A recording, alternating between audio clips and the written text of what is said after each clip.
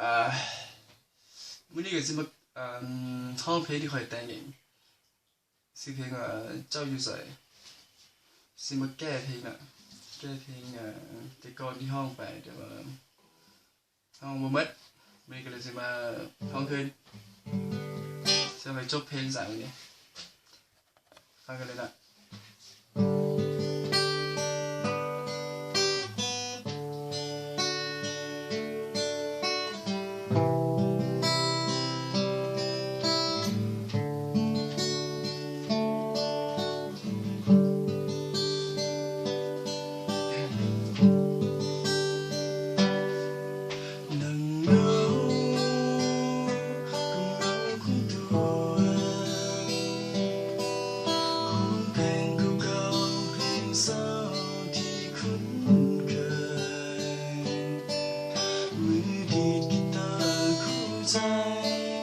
ว่าเขาไปมือเบิดเลย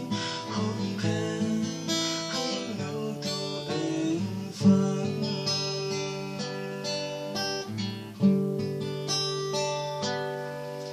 อ่านว่าได้ยินแต่เสียงตัวเองหายใจยังจินตนาการไปถึงคนคนที่ใจเฝ้าคอยคิดเลื่อนลอยถึงเจ้าอยู่คนเดียว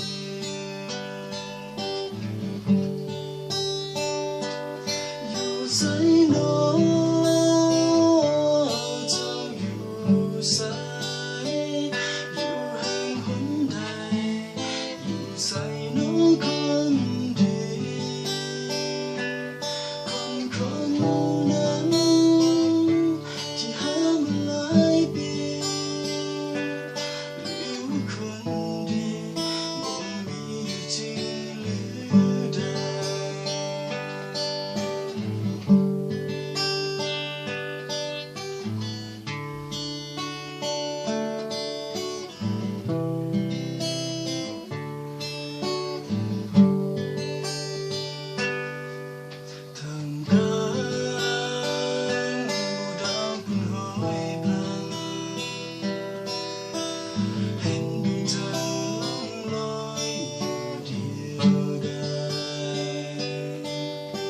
ดวงเดือนกับตัว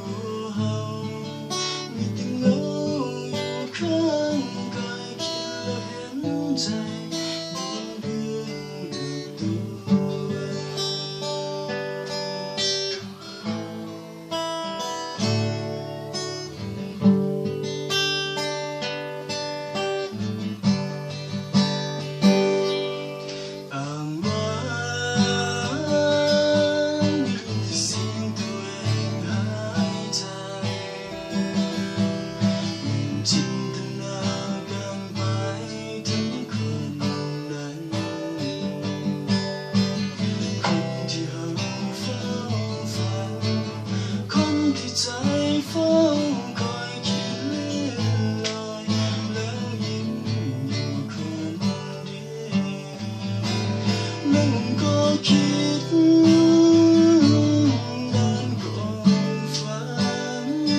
ผู้คนเป็นร้อยพันจะหาจุดนั้นอย่างใดปานใดนะฟ้าจะเห็น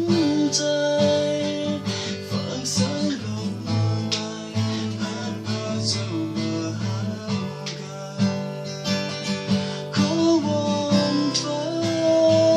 โปรดจงเข้าใจฝากสายลม